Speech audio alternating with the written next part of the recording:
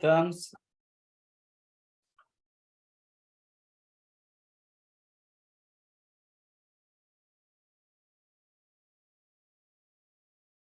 All right. Hi, everybody. We're just going to wait a little bit as we're waiting for everyone to join us, and we'll get started in just a minute.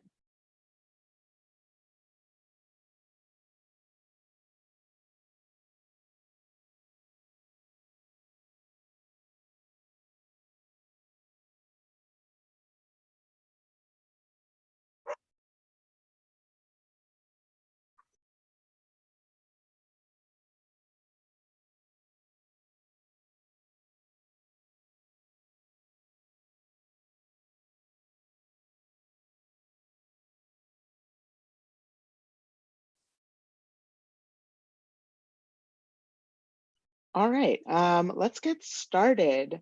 Hello, good evening, everybody.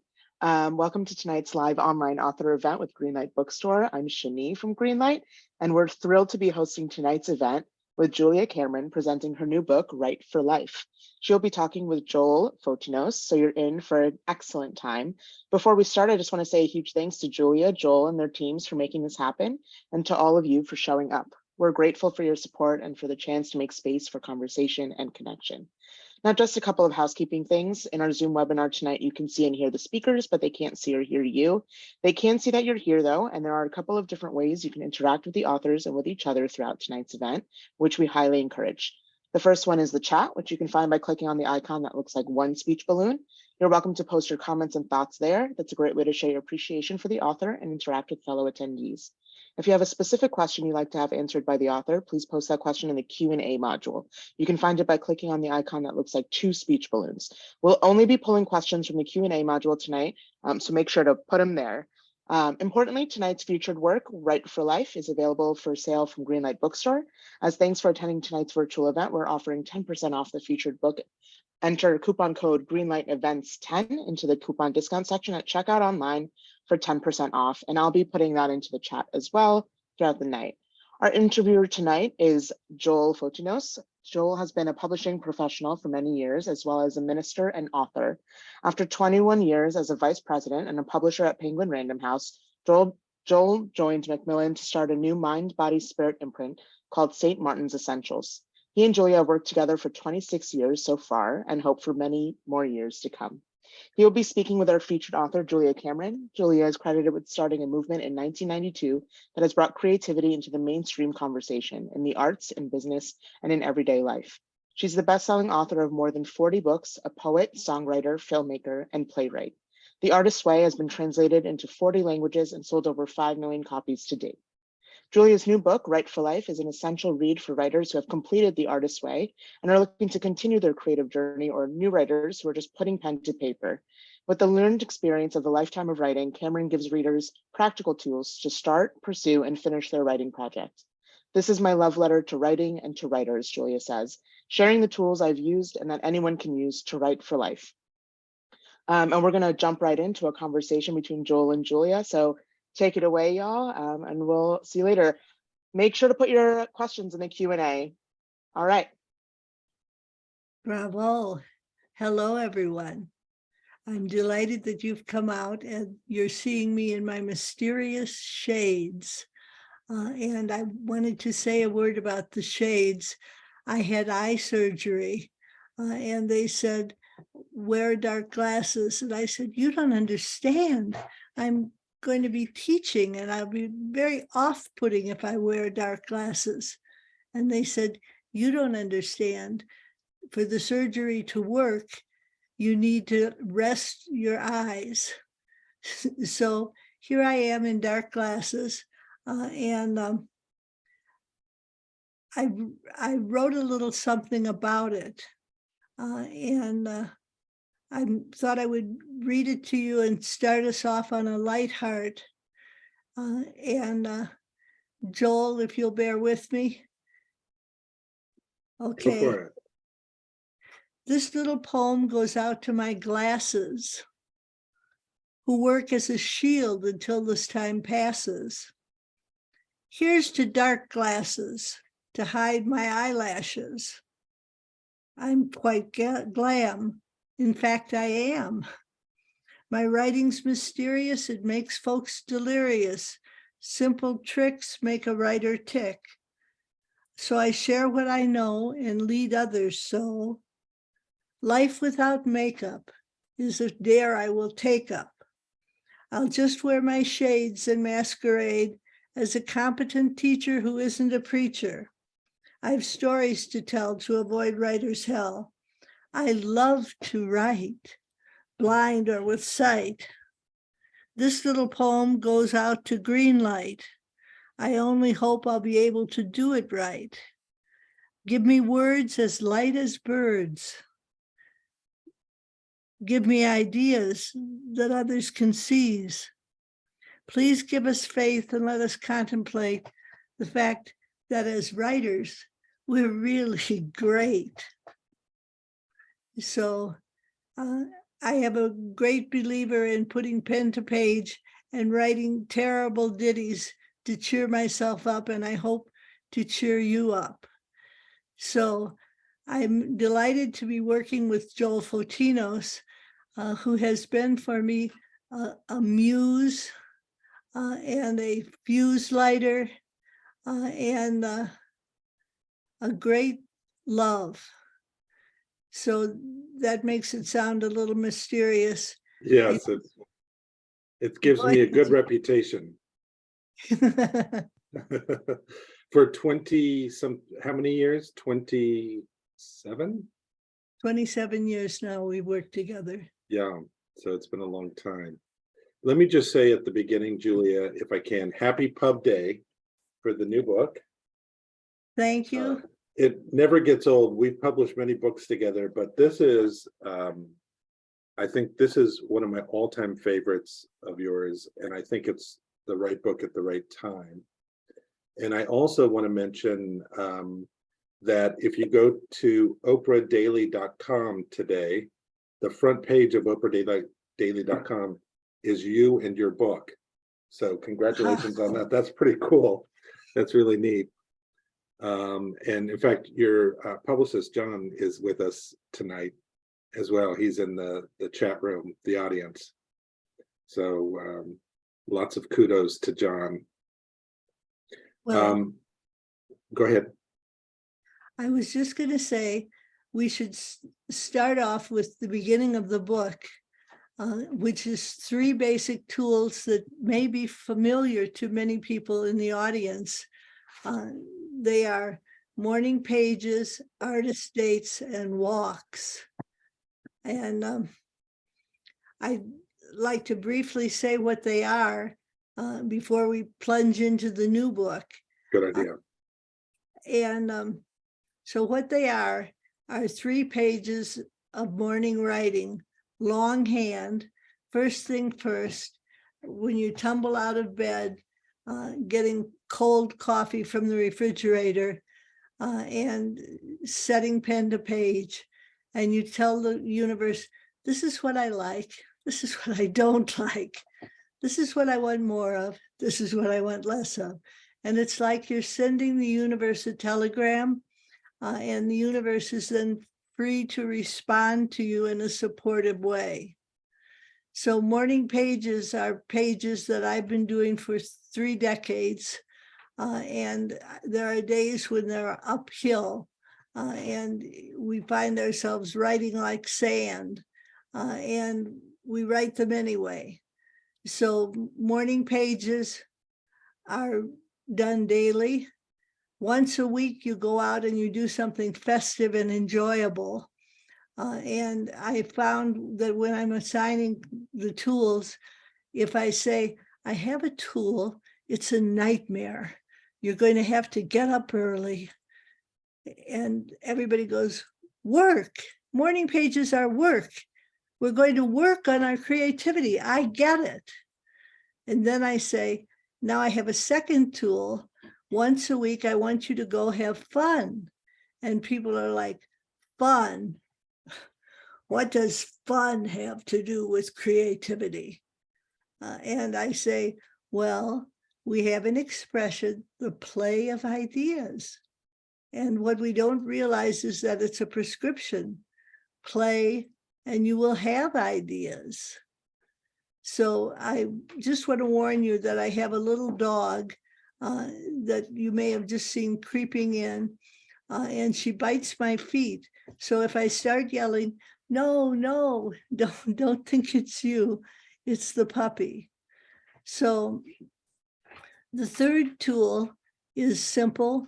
Put on some comfortable shoes and take yourself out for a 20-minute walk, and do it alone, without a podcast, without a friend, without your dog.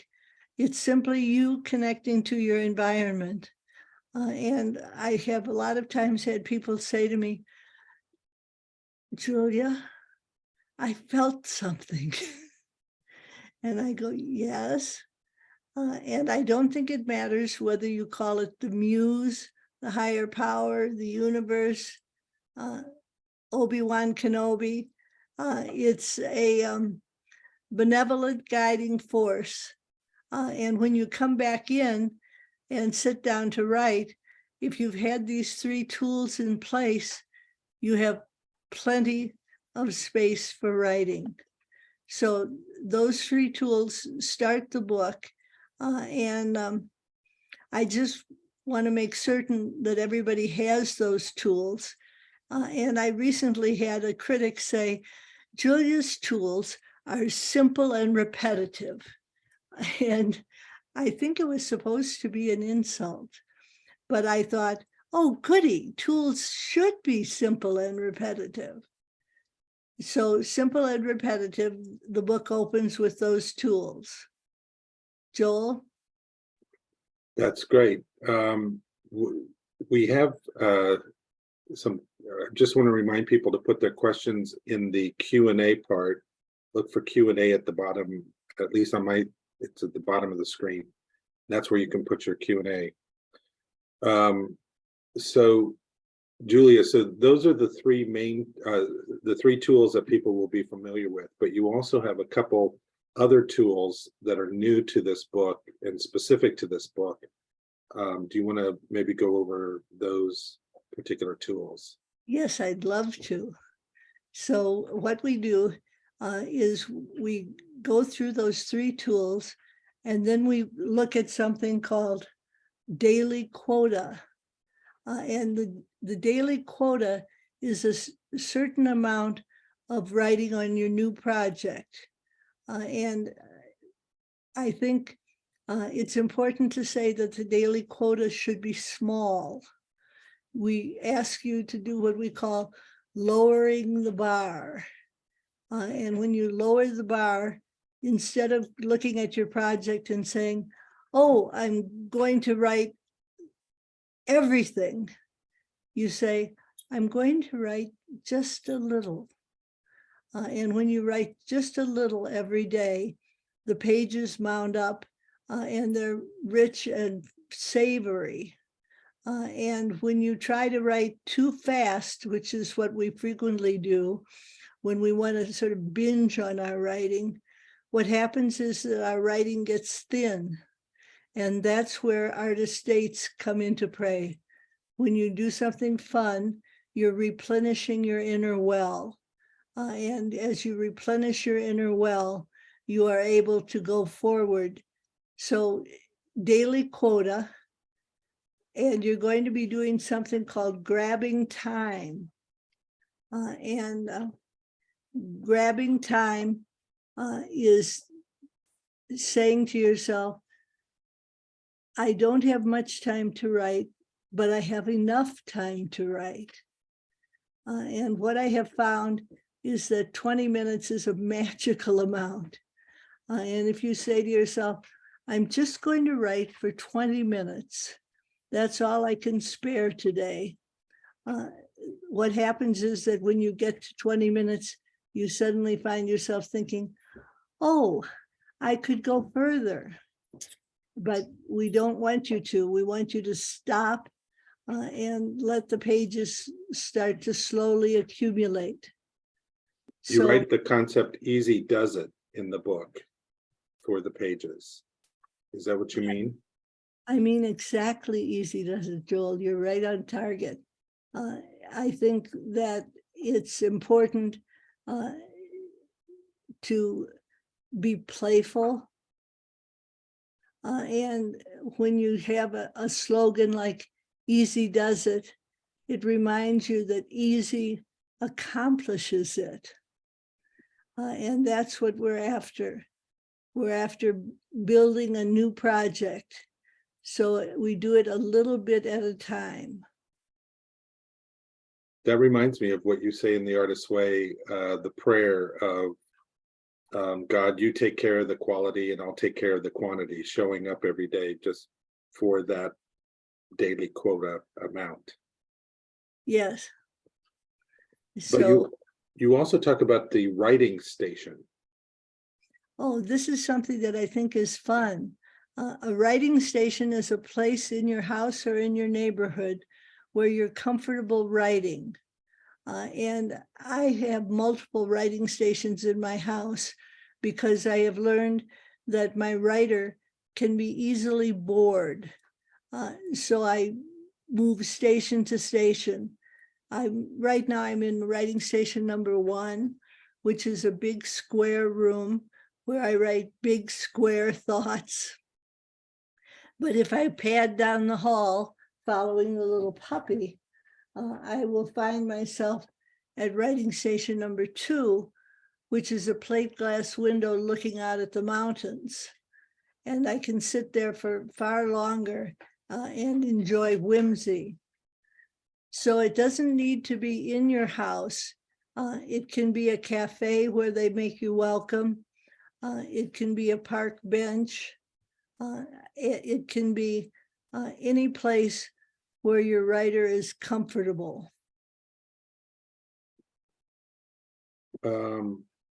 Let's talk about your inner critic, because we always get a lot of questions about people's inner critics, and you have one famously named Nigel. Maybe you can talk about inner critics. So people will say to me, Julia, how can I get rid of my critic? It's driving me crazy. And I will say, well, I've been writing for 55 years and I've never managed to get rid of my critic. But what I have done is I have miniaturized my critic. So my critic is named Nigel, which I picked because it sounded snooty. And Nigel is a snoot.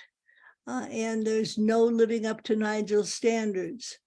And Nigel will say, oh, Julia, this is boring. Nobody wants to hear about the mountain weather.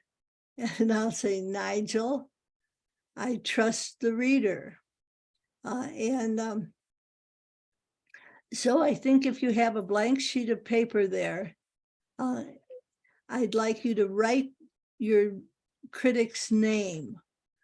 And you can name your critic after an imaginary person or after a mean teacher or parent or anybody who has disparaged your creativity.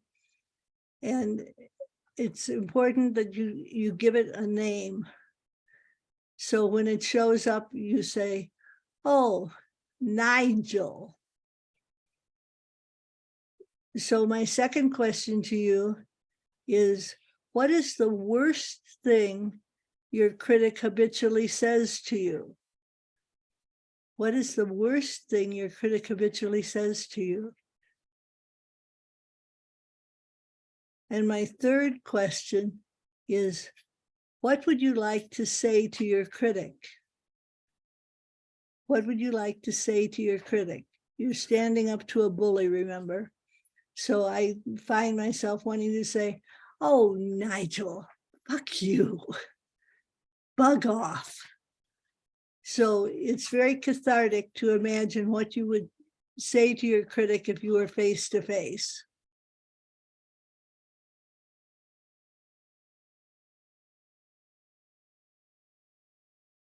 So you'll notice that some of these tools are a little bit playful. And that's because I have discovered that writing thrives on mischief. So I'd like you to take another pen and paper, and this time I'm going to give you 5 cues, and I want you to fill in the blank. If I didn't have to do it perfectly, I'd try. Number 2, if I didn't have to do it perfectly, I'd try. Number 3, if I didn't have to do it perfectly, I'd try. Number 4, if I didn't have to do it perfectly, I'd try. Number 5, if I didn't have to do it perfectly, I'd try. And one thing you might notice is that you have been mischievously skipping genres. We have a mythology that says that writers should stick to what they know. But what I have discovered is that it's often more fun to explore new territory. For example, I wrote a crime novel, and it was called The Dark Room. And it was fun to write a crime novel.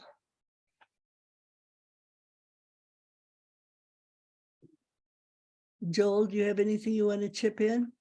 Oh, I thought you were going to go after you with the crime novel and the critic part. We do have some questions that are tying into where we're at right now. One person says, how do you do all of this when you travel? Is there anything special that you do as you travel to make sure that you stay on course with the daily tools and the daily quota and that type of thing? Well, I get up early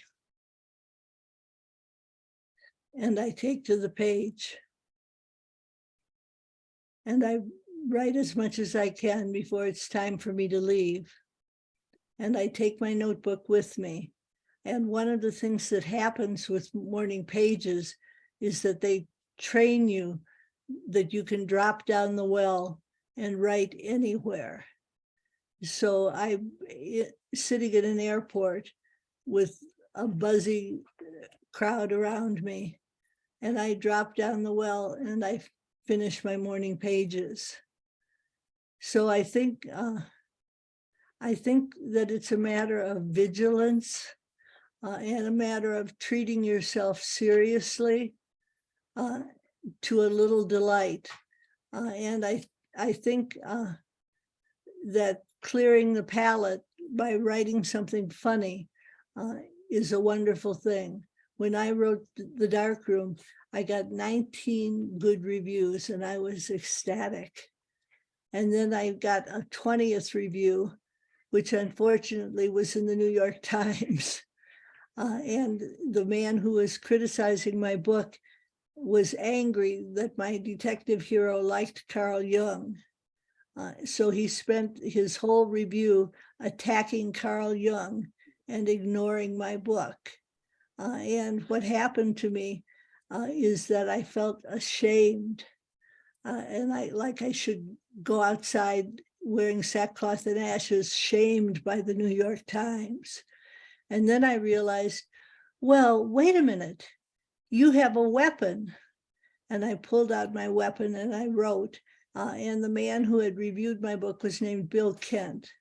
So this little poem goes out to Bill Kent, who must feel awful the way that he spent his time critiquing Carl Jung instead of on the book I'd done.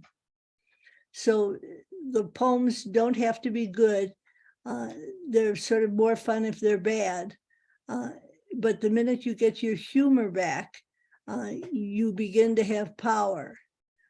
So I think dropping down the well is a good way to carry your tools forward with you when you travel. Great. You said that this book is a love letter to writers and writing. Somebody asks if their question is, has Virginia Woolf been an influence on your work or work methods? Because Virginia Woolf evidently also did a kind of like morning diary writing. But maybe the larger question is, who has been an influence, on your work and your work methods? Okay, two thoughts here. Virginia Woolf is most well known for having said that in order to be a writer, you have to have a room of your own. And I think that's fine, Virginia, but not all of us can afford to have a room of our own. So that's why I invented morning pages, which are a portable room of your own. So when you ask me who has been an influence on me, I would say Ernest Holmes, who founded a movement called the Science of Mind. And he is a believer in affirmative prayer. Oh, and Joel has published Science of Mind. I'll put the link in the chat. Okay, it's very powerful. He wrote a book which I loved called Creative Ideas, and it was republished in 2006. And they asked me to write the introduction, and I was delighted. He says, the universe is benign and supportive and works in favor of our dreams. So I would say Ernest Holmes has been a big influence for me. We have some morning page specific questions. Do you want to answer some of those, or do you want to wait till the end? We can try a couple. Okay. So this person says, I love doing morning pages, but I'm afraid that my daughter who has special needs will find my journals and read them. I'm her primary caregiver, so it's a big part of my life. That fear keeps me from writing. Do you have any suggestions how I can deal with that? I want to say hide them. I've had people burn them, shred them, stuff them, stick them under the mattress, lock them alone in the car. And I think it's a common fear of what would people think if they found them. And I think that because by their very nature, morning pages are secretive, they are sort of like catnip to our significant others. So devise the best way for you to evade prying eyes. Yeah. And this is a question that we get asked a lot. What do you do with your old morning pages notebooks? Well, I used to save them. And I had this thought, if I'm ever assigned a memoir, I will need to go back and read these pages. And then Joel assigned me a memoir, which is coming out this summer. It's called Floor Sample. And what I found was that I had plenty of memories and plenty of accuracy. And I did not once go back and reread my morning pages. So I think I sometimes say to people, cremate the pages, worry about the body later. This is a question. Hi, Julia. I've just finished my 4th time doing The Artist's Way. Oh, by the way, I put the link to Floor Sample, her memoir, in the chat, so you can order it from Greenlight Books. Hi, Julia. I've just finished my 4th time doing The Artist's Way. By the way, a huge thank you for writing that book. I absolutely credit The Artist's Way with becoming a published novelist and game writer. I found it much more challenging to do The Artist's Way this time around during the pandemic aftermath than I did years ago. Has any of your advice changed in this new book, Write for Life, since you originally wrote The Artist's Way in '92? And what advice would you give to a mid-career writer whose block is no longer fear, but cynicism? I think the block is still fear. And the cynicism is a defense mechanism that we muster. And I think that the tools in the new book hopefully break new ground. We talk about honesty and vulnerability. And I think I'm hearing a little bit of a broken heart in this question, saying, okay, I'm doing it, but so what? And I think we need to collect what I call believing mirrors. And believing mirrors are people who mirror back to you your potential, your encouragement, your creativity, your positivity, your strength. And I think we need to find a couple of those. So I have a believing mirror in Joel, which has been breathtaking. And I have a believing mirror in Emma Lively, who has worked with me for 24 years. And what I have found is that when I come to them with an idea, they say, oh, I'd like to hear more about that, which is encouraging. Somebody here asks about when you do morning pages, is it helpful to go in with a specific idea or creative idea into your morning pages, or just a true blank slate and seeing what comes out? So these are the kinds of questions that the new book answers. Yeah, they really do. What I would say briefly here is that morning pages are random. You don't set a topic. If you're setting a topic, you're really journaling. You're writing everything I feel about Fred. With morning pages, you're writing, Fred's a bastard. I forgot to buy kitty litter. So you're skipping topic to topic to topic. Somebody said, do morning pages have an influence on mental health and discovering your purpose? This person has many ideas and wonders if morning pages will help with that. I think absolutely. I think morning pages encourage us, lead us, focus us, guide us, give us direction, give us a sense of what it is we would love to do next. Yeah. Here's a question that's very specific to the new book. When you are working on your daily quota and your project, can you work on more than one project at a time? Or does it have to be one project that you're working on? Well, God bless you if you can work on more than one at a time. But I think there will be one which is more pressing than others. But I have done it both ways. I wrote 2 books in Los Angeles called Supplies, a Troubleshooting Guide. And I would put an envelope up and I would write an essay on supplies and I would put it in the envelope. And then I wrote an essay on God is no laughing matter, and I put it in the envelope. And I ended up building 2 books at once. But it's a little bit tricky. Yeah. Somebody says, thank you for the permission to burn my 20 years of morning pages. It's been torturing me. So that's really great. Somebody, I've gotten a couple questions here wondering what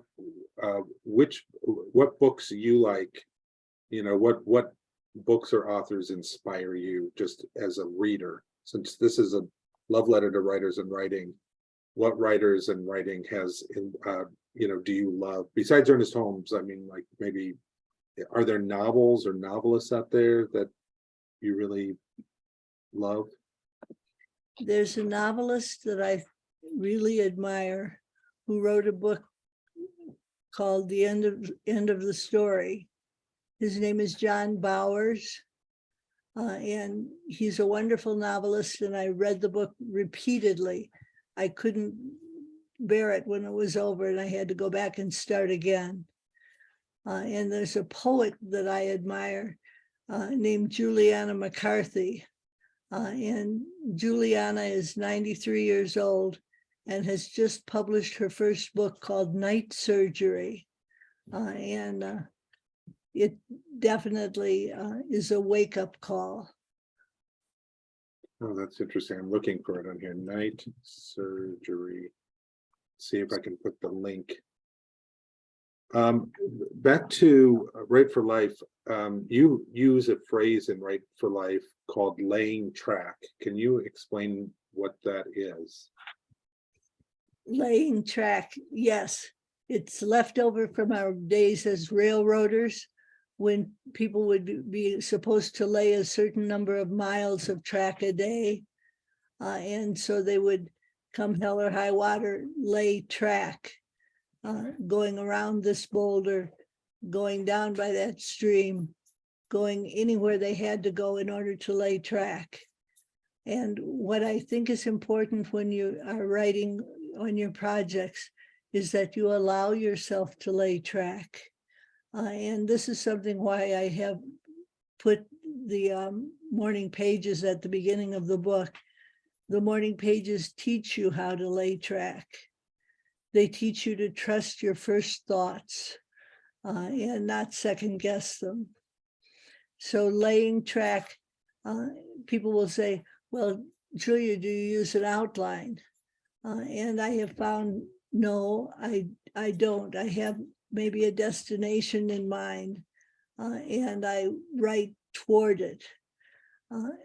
But what I have found, and the book again is hopefully helpful with this, is you write your first draft and then you do a process called green sheets, which is basically giving yourself permission to outline your draft and see what you've done. I think that's really helpful. I will say you go into a lot of this in the book. So for people who want specifics, Right for Life really does answer a lot of the questions. Here's a question that reminds me of the last book we published together, Julia. She says, the Artist's Way and Morning Pages truly saved my mental health. However, as an ex-Catholic, I really struggled with the God chapter in the Artist's Way and still think of it often. Do you have any advice on how to overcome that? So we have another book called Seeking Wisdom, and it talks about finding a path to a higher power.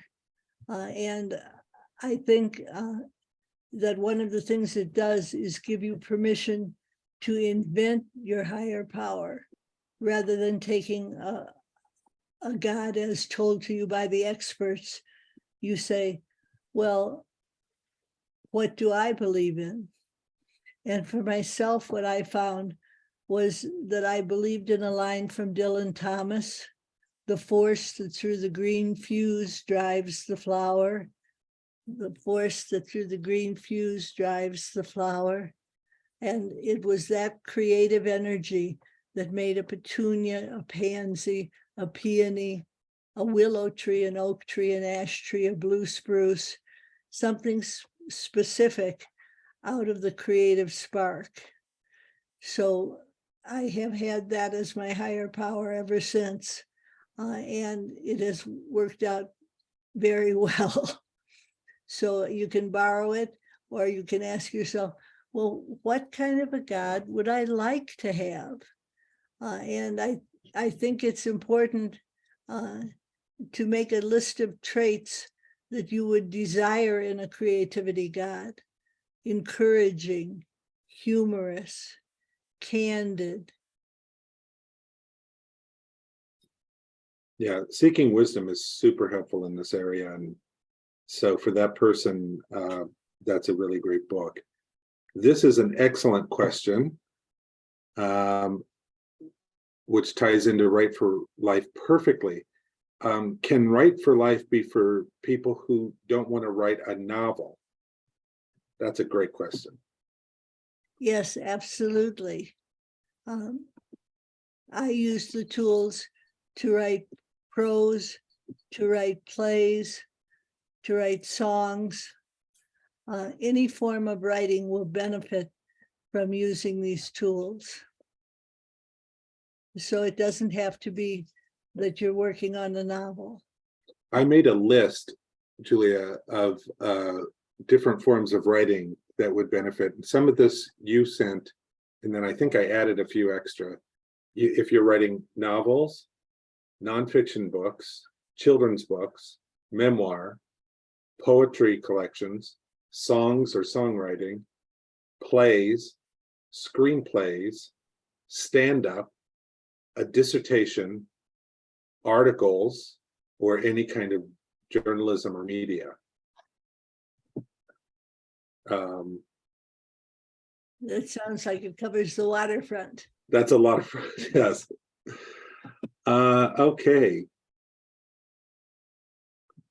This is a very interesting question. Julia, you've told us about the morning routine with Morning Pages. Do you also have an evening routine? Well, I do. I sit down and I write out guidance from what I consider to be the higher power, or you might call it the muse. And I say, what do I need to know? And then I listen and I write down what I hear. And it's often very valuable advice, sort of sometimes very simple and straightforward. So I like to also write silly poems at night, and I have a poem that I think I would like to read that is of the non-silly variety. Julia's poems can be found on her website, juliacameronlive.com. I'll put the link in. And they're all free, and that's a great website for a lot of creative information and creative inspiration. So this poem is called Come to Me. Come to me. There is no darkness in which I cannot see you. Come to me. My green heart holds your ancestors. They are waiting to hear your dreams. Speak to them. They know your name. Do not imagine you are alone. Do not imagine they have left you. They are listening, waiting for your voice. Come home. All of us are waiting. Every bird remembers you. The lion in his pride still knows your name. The gazelle, the snake, the silver heron lifting at the shore, all these and more, your family. Come back to me. You do not need to grind your bones to dust, rusting your heart. You are known to us. Only come home.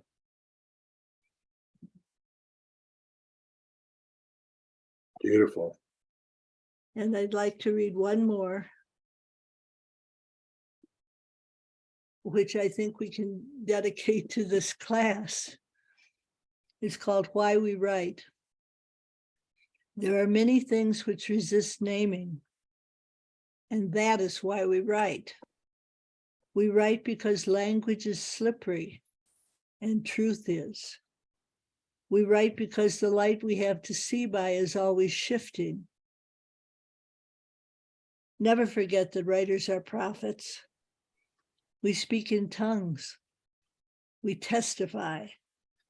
We are for each other a believing mirror. Our words make us visible. Our listening makes us heard. Never forget that writers are soldiers. Our writing is the long march, the walk into time. Each word is a drum. We sound it across great distances, reaching one another and ourselves. Every poem is a day's march, a celebration more necessary than water or wine. Every poem is a drink of blood. Never forget that writing is an act of courage, not on the days when it is simple and we discount it, not on the days when it is hard and we write like sand. Our words are torches. We pass them hand to hand and mouth to mouth, like a burning kiss. Never forget to say thank you. Every syllable is a grace.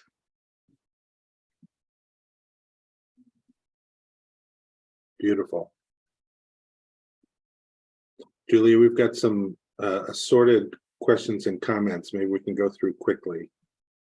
We've got about 14 minutes left, okay? Okay. Somebody said, here's a very specific question. Are you left-handed or a Pisces? I'm a right-handed Pisces.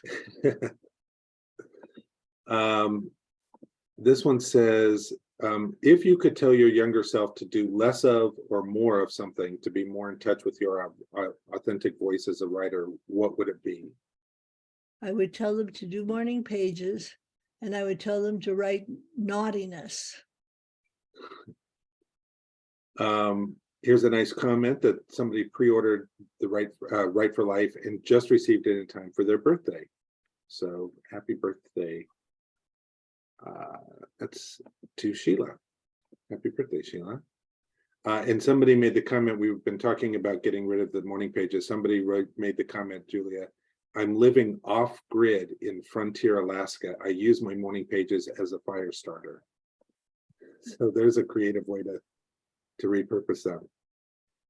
Somebody says, Julia, where did you get your talent from? Was it a passion that developed or was it natural to you? I think the answer to that is both things.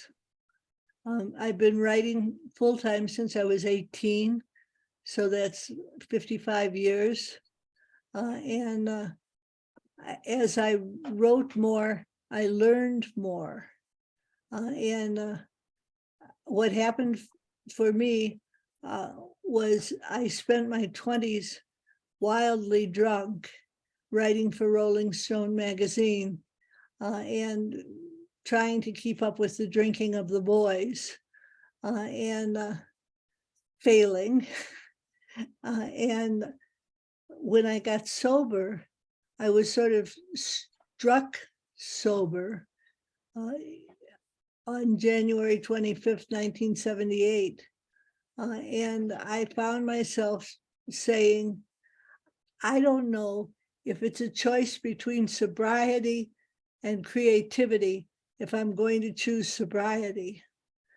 And I was crisply informed, Julia, there is no choice. Without sobriety, there will be no creativity. So then I said, well, I've been trying for years to be recognized, and I tried to be brilliant, and I tried to be knowledgeable, and I tried to be facile, and I tried to be poignant, and the answer came to me, Julia, try to be of service. And I thought, oh my God. And they said, well, why don't you try letting the force that through the green fuse drives the flower right through your pen? And I said, what if it doesn't want to? And they said, well, just try it. So I tried it.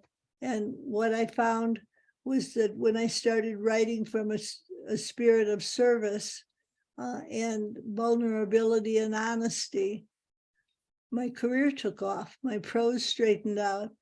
I stopped trying so hard to be brilliant and began to try to be useful.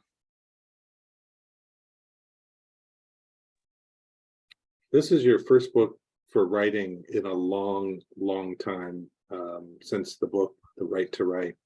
What prompted this book for you, Julia, and why now? Well, the truth is that it was a communal effort. I have a friend, Emma Lively, who's worked with me for 24 years. And when I said to her, Emma, I don't know what I'm going to write about next. And she said, write about, write about, write about. And I thought, write about? I've spent 24 years, I've spent 44 years trying to practice certain principles, and I've never put them in writing. And I thought maybe I need to write down some of my tricks and some of my cues and some of my clues. And Joel said, write about writing. I'd love to hear what you have to say about writing after all this time. So after all this time, I wrote a book about writing. I really do think this is one of your best and most helpful books. I mean, I'm putting together a Write for Life group myself because I'm so inspired by it. And I just think it's so great. I love that this group, by the way, they've gotten right to the heart of the matter. So let's do a couple more morning pages questions. We still got some time. Julia, can I have coffee before I write my morning pages?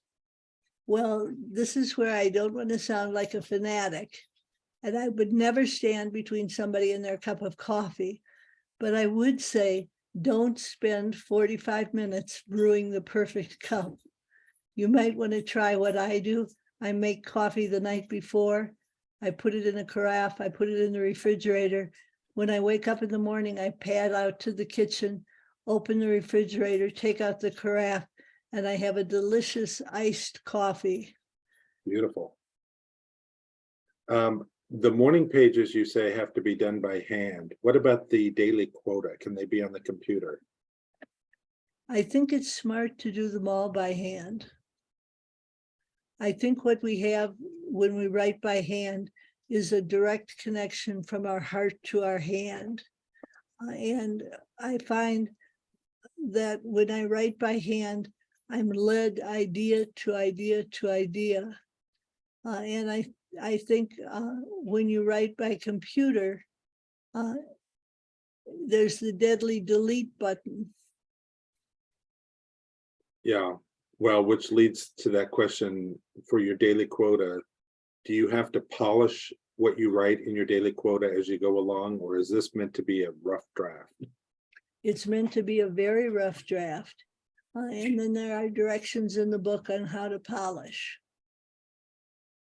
And when you have a lot of different ideas, how do you prioritize which ones to go for? Well, this sounds like somebody who needs to do morning pages, because what happens with morning pages is that an idea will step forward a little bit more forcibly. And that's the one to go with, the one that feels like it has juice. So I'd like you to take a blank sheet of paper and fill in the following. I'm going to give you a cue and you're going to write the answer. What I'd really like to write about is number 2. What I'd really like to write about is number 3. What I'd really like to write about is number 4. What I'd really like to write about is number 5. What I'd really like to write about is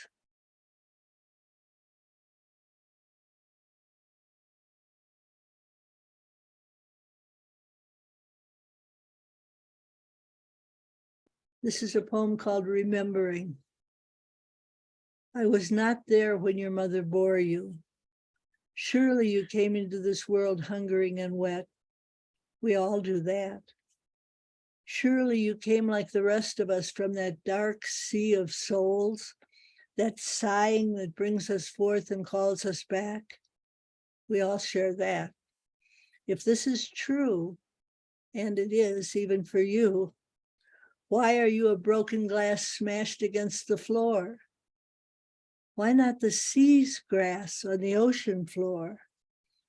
Why not a smooth stone, a willow in the wind?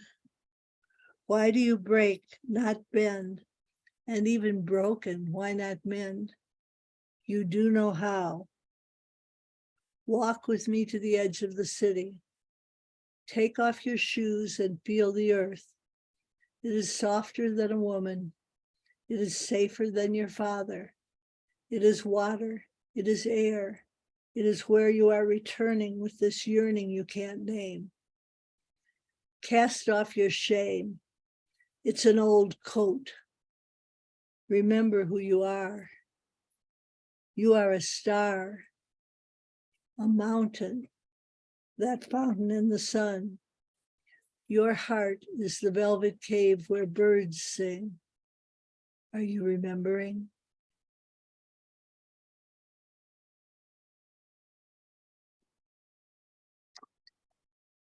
(8:27). Just a couple more questions, Julia. Here's a couple questions about one says, after writing a certain amount of pages or time, the story's spirit tends to take over. Is that true? And then connected to that, another person said, do you think that a story that comes to you will eventually leave and go to someone else if you take too long to write it? So that's really about the muse, I think. So I think the question is, do you trust the story that comes to you? And the answer is yes.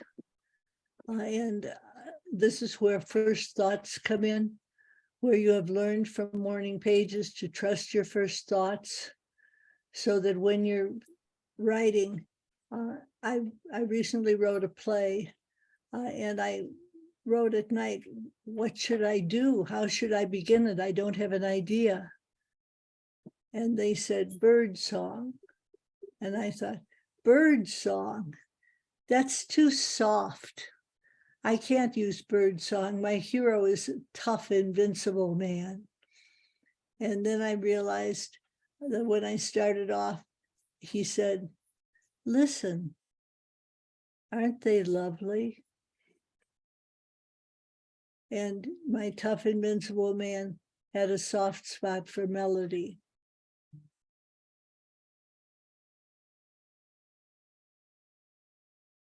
Beautiful. So my question is, do you think if I don't write it, it'll go to someone else? This is where we get the idea of originality. We say, I want to write something that nobody's ever written before. And what we find is that when we write what has been written before, it has the flavor of our own personality. We are the origin in originality.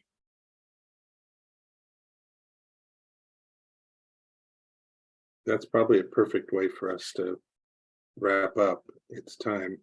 Can I just say quickly, a big thank you to Greenlight Bookstore and to Shani for being such a great bookstore and great hosts for all of this. To remind people to go to Julia's website, juliacameronlive.com. There's so much great free inspiration. There's poems, musicals. I mean, there's a ton of stuff on there. And all of that. And thank you, Julia, for writing this really incredible book that I think is going to be so helpful for people. And if people pre-order, or if they order it today and use the code, they get 10% off, which is awesome. And there's a lot of love for you in the chat and Q&A, people saying thank you and how helpful you've been. So thank you. Thank you for coming out, everybody. We enjoyed teaching. And we hope you enjoy delving into the essays. There are essays on anger and fear and risk and drama on the page and deadlines and competition, crazy makers, affirmations, original. Procrastination. Treating yourself like a precious object will make you strong. That's one I particularly ask you to look at. All right. Thank you both so much for such a wonderful conversation and such great questions from the audience. Please make sure to pick up a copy either in person or online at greenlightbookstore.com. Make sure to use the coupon code for 10% off. And we're excited for the memoir to come too. So thanks everyone for being here. Have a good night. Thank you. Thank you so much for hosting us. Thank you, Julie, of course. All right. Goodbye.